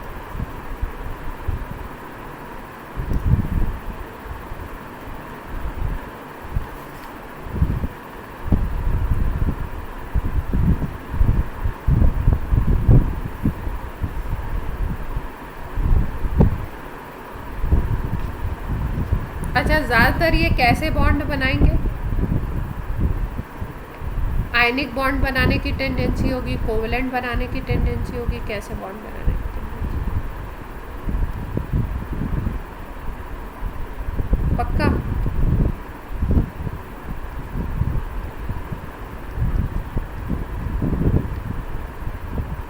बॉन्ड टेंडेंसी की अगर बात करो तो इलेक्ट्रोनिगेटिविटी तो अच्छी खासी होती है इनमें अदर ग्रुप्स के कंपैरिजन में। तो आयनिक बॉन्ड भी बनाएगा ये। शेयरिंग भी कर सकता है, जैसे मान लो Cl एक दूसरे के पास आते हैं तो शेयरिंग करके Cl2 बनाते हैं, F2 बनाते हैं, I2 बनाते हैं, Br2 बनाते हैं। शेयरिंग भी कर सकते हैं। लेकिन आयनिक बॉन्ड भी बना सकते हैं, इलेक्ट्रोनिगेटिविटी हाई है, जैसे क्या क्या बनता है, NaCl बन सकता है, NaF बन सकता है, NaI बन सकता है, Ki बनता है। क्लियर है बात?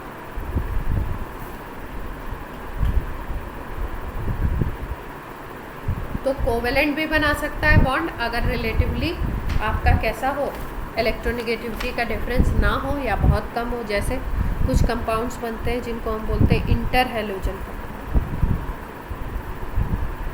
इंटर हेलोजन का मतलब है हेलोजन और हेलोजन के बीच में। जैसे मान लो ये एक कंपाउंड है ClF3, अभी इससे क्वेश्चन आया था, इसको हम लोग किस में पढ़ते हैं, केमिकल बॉन्डिंग में पढ़ा है ना इसको कहीं पे। ClF3 को केमिकल बॉन्डिंग में पढ़ा है कि नहीं पढ़ा है? ये इंटर हेलोजन कंपाउंड है, क्लोरीन फ्लोरीन के बीच में बनता है। तो ये आयनिक थोड़ी होगा भाई, इसमें भी इलेक्ट्रोनिगेटिविटी है, इसमें भी इलेक्ट्रोनिगेटिविटी है। तो यहाँ पे क्या करना पड़ेगा? शेयरिंग करनी पड़ेगी। शेयरिंग से कौन सा बॉन्ड बनता है? कोवेलेंट तो बनता है। तो यहाँ पे कैसा बॉन्ड बनेगा? कोवेलेंट बॉन्ड बनेगा। अगर हम देखें इसमें अभी पूछा गया था क्वेश्चन, कल या परसों कोई पेपर था, कल था जो भी था, उसमें पूछा गया था कि Cl के ऊपर Lp बता लोगे?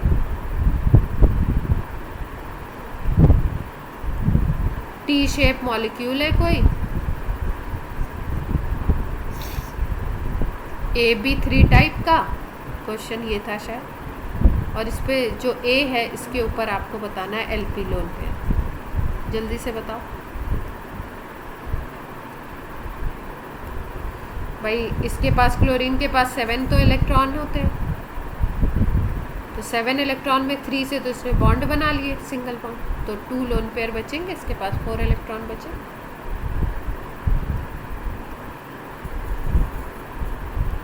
हाँ,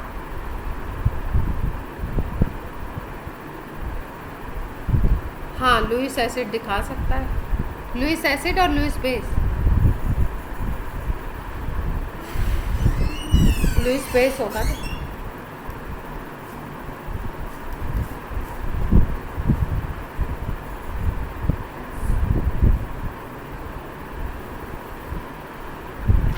क्लियर है इतनी बात? अच्छा, ऑक्सीडेशन नंबर की अगर हम लोग बात करें तो जैसे आयोडीन है, ये +3 भी बनाता है, +5 भी बनाता है, ऐसे कंपाउंड, ऐसे सॉलिड्स कंपाउंड भी देखें। और अगर हम बात करें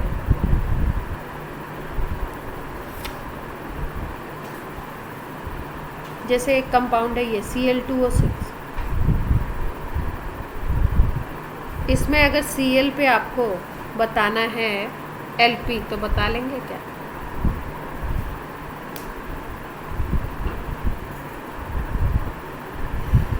स्ट्रक्चर बनाया जाए इसका।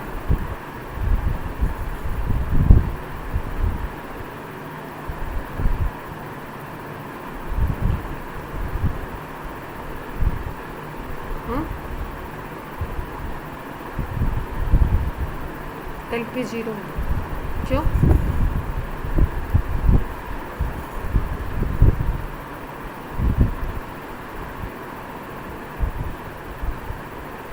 Cl2O6 में LP0, अच्छा 7 इलेक्ट्रॉन है, सारे बॉन्ड में यूज़ कर लिए इसमें, 7 इलेक्ट्रॉन यूज्ड हो गए आपके।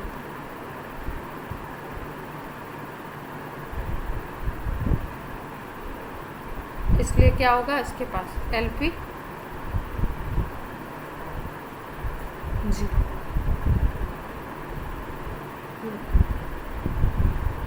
नहीं, Cl पे पूछा गया है, पूरे मॉलिक्यूल में तो आ जाएंगे, इसके पास होगा ना भाई 6 ऑक्सीजन, अगर मॉलिक्यूल पे पूछा गया, यहाँ पे तो LP ऑन Cl है। अगर आपसे मॉलिक्यूल पे पूछा गया तो इसके पास तो है नहीं, तो इनके पास तो 3 होंगे ना अपने पड़े हुए। भाई 6 इसके पास होता है, इसने इससे 2 लिए, कोऑर्डिनेट बॉन्ड ही तो बना है, तो इसके पास 6 आपके ऑक्सीजन है और कितने हैं 3 लोन पेयर है, तो 18 LP हो जाए।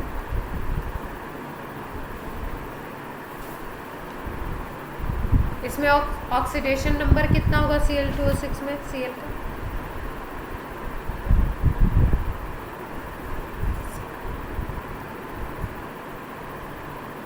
अच्छा, एक कंपाउंड है BrO2, इसका स्ट्रक्चर कैसा होना चाहिए, ज्योमेट्री वगैरह, हाइब्रिडाइजेशन।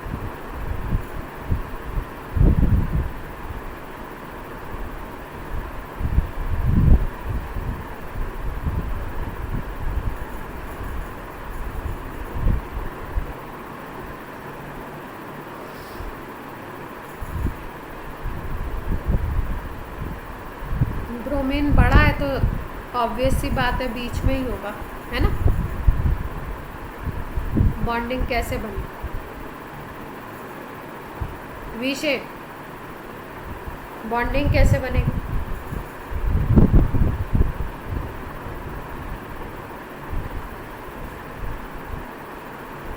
ऐसे बनाऊं, ऐसे कह रहे हो?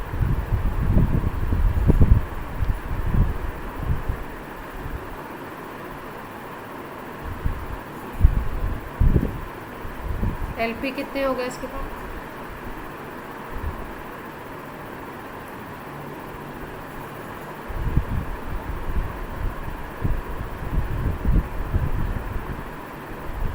सोचो।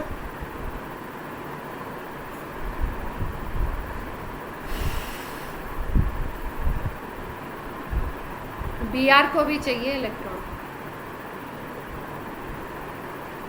Br के पास कितने इलेक्ट्रॉन होते हैं भाई? 7 ग्रुप का है तो 7 इलेक्ट्रॉन होंगे इसके पास। ऑक्सीजन की अगर बात करो तो 6 इलेक्ट्रॉन होंगे, तो इसको भी 1 इलेक्ट्रॉन चाहिए भाई। ये HClO4 भी हमने बनाया था, तो HClO4 में हमने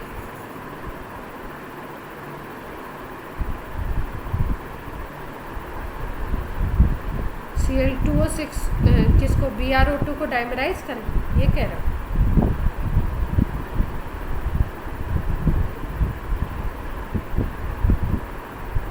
नहीं, अगर मान लो ये एग्जिस्ट करता है तो कैसे बनाओगे? सपोज हम बोलते हैं ये एग्जिस्ट करता है डाइमराइज मोनोमर के फॉर्म में, तो हम स्ट्रक्चर कैसे बनाओगे?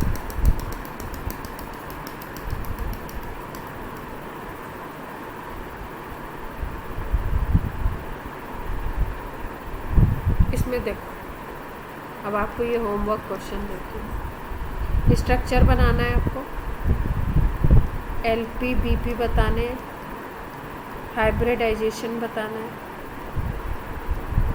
शेप और ज्योमेट्री बताना है।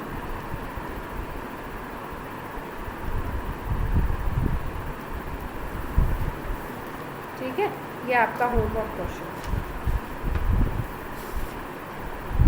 और एक होमवर्क क्वेश्चन वाला तो है ही है, उसको तो मुझे भी देखना है, आपको भी देखना है, कौन सा कोवेलेंसी वाला जो आप सब पूछ रहे हो।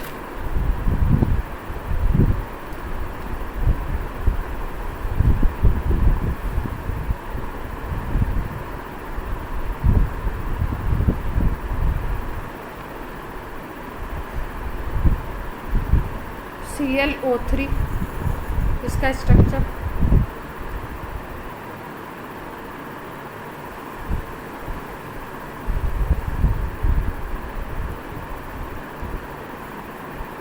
कैसे बनाया जाए?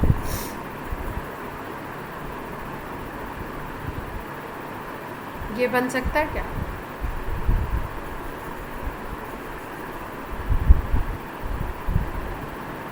हाइब्रिडाइजेशन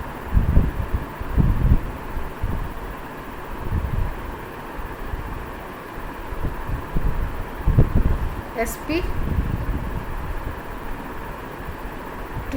कैसे?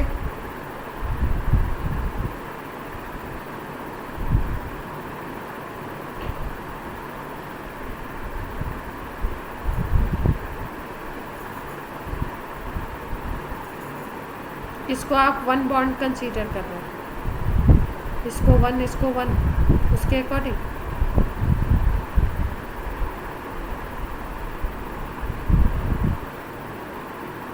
LP बचेगा क्या? इस पर कितने इलेक्ट्रॉन यूज़ कर लिए इसने? 1 2 3 4 5 6 यूज़ कर लिए, तो LP बच जाएगा?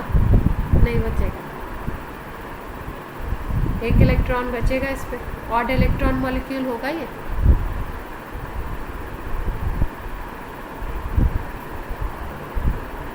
sp3 आएगा कैसे?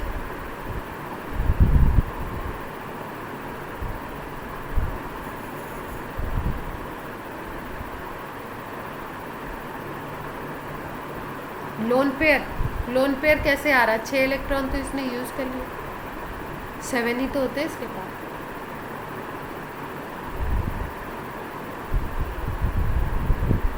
हाँ तो दे दिया ना, अब वो LP में थोड़ी काउंट होगा।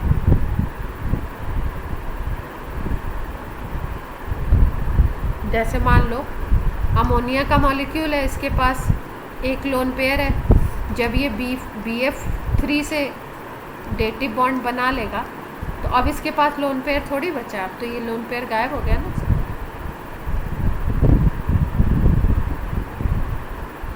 जब ये था तब तो था इसके पास। समझ रहे बात?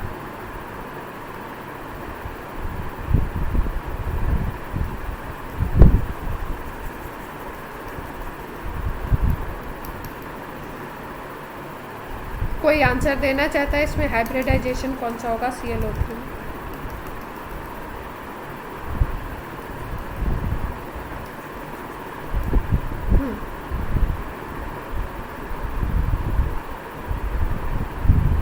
ClO3 माइनस करना चाहते हो?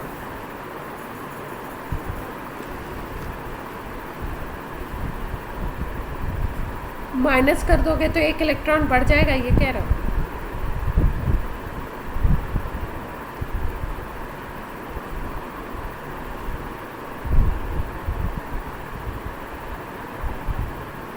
इसको एक इलेक्ट्रॉन दे दोगे आप, ये ऐसा कह रहे हो?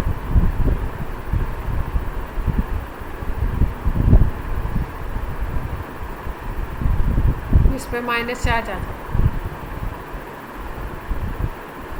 आप बताओ हाइब्रिडाइजेशन ऑक्सीजन पे क्यों आएगा? अच्छा, ज़्यादा इलेक्ट्रोनिगेटिव ऑक्सीजन है।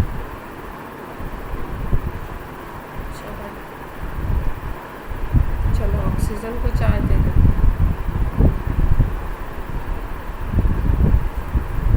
दे दिया, अब LP आ जाएगा इस पर। ClO3 माइनस अगर हमने कर दिया इस आयन के ऊपर, अब बोलो स्टीरिक नंबर क्या आएगा? ऐसे अब आ जाएगा स्टीरिक नंबर, कैसा आ जाएगा?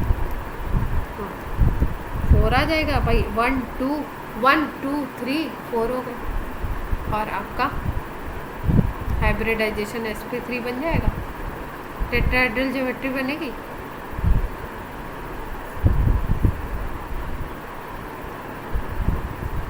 क्लियर है बात?